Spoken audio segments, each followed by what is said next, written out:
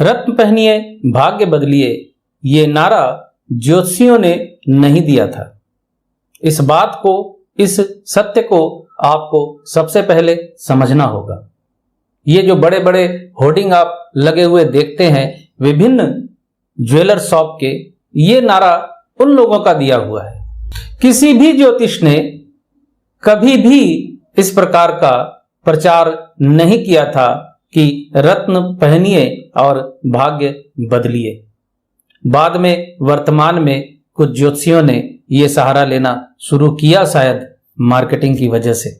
जब ज्योतिषियों ने देखा कि ज्वेलर शॉप वाले इस तरह का प्रचार कर रहे हैं तो हम क्यों पीछे रहें, क्योंकि रत्न खरीदने के लिए लोग ज्वेलर्स के पास चले जा रहे हैं।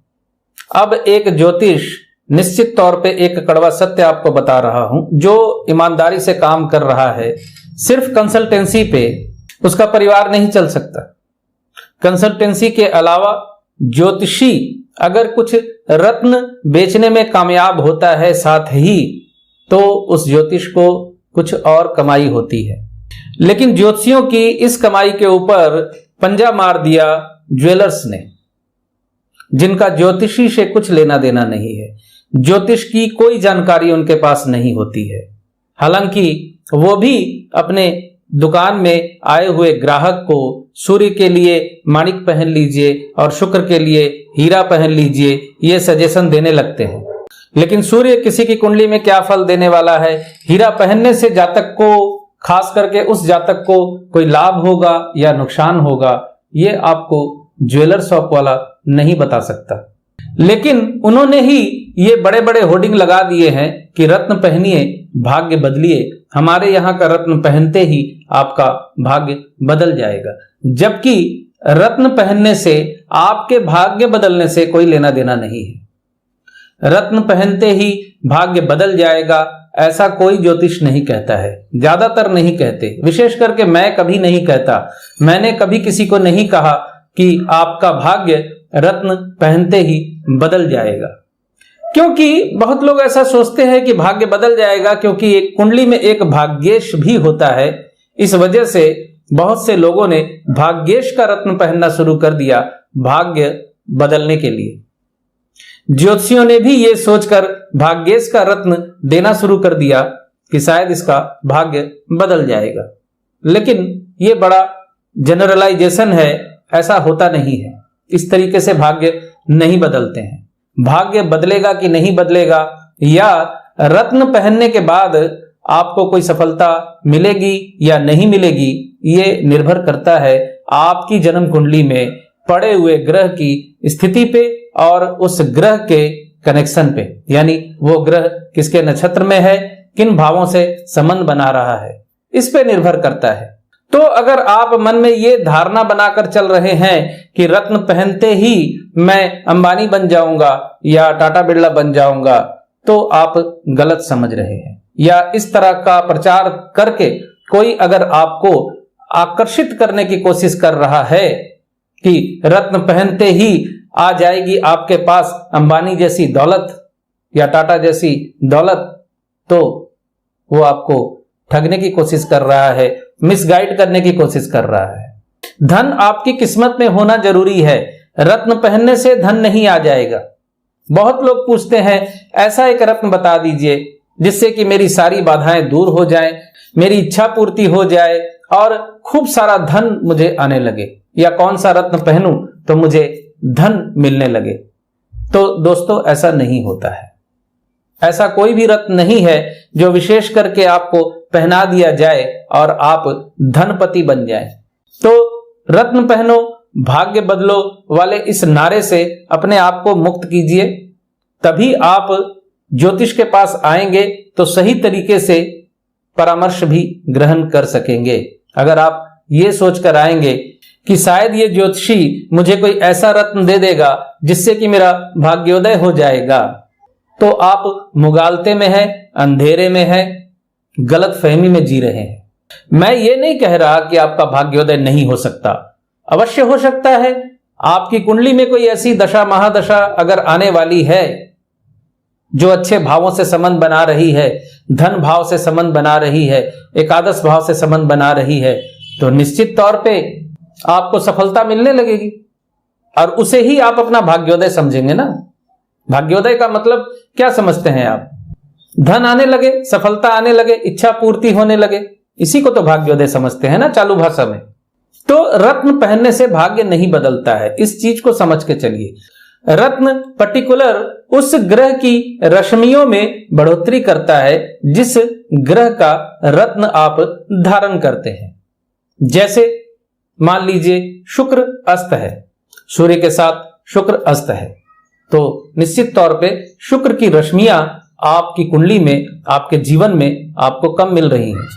तो हो सकता है कि हीरा धारण करने से शुक्र की रश्मियों में थोड़ी बढ़ोतरी हो जाए, थोड़ी हो जाए, मेरी इस बात को ध्यान रखिएगा, थोड़ी सी बढ़ोतरी हो जाए, क्योंकि जन्मकालीन वो अस्त ही है।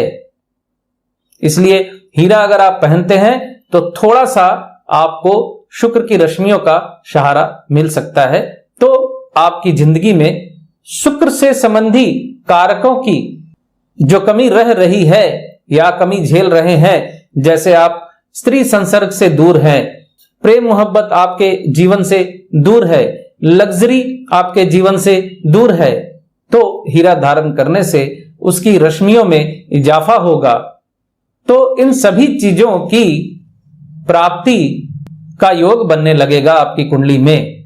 लेकिन शर्त यह है कि शुक्र अस्त तो है, लेकिन पहनने के पहले, यानी हीरा पहनने के पहले आपको यह देख लेना है कि शुक्र जन्म कुंडली में किस भाव का लॉर्ड है।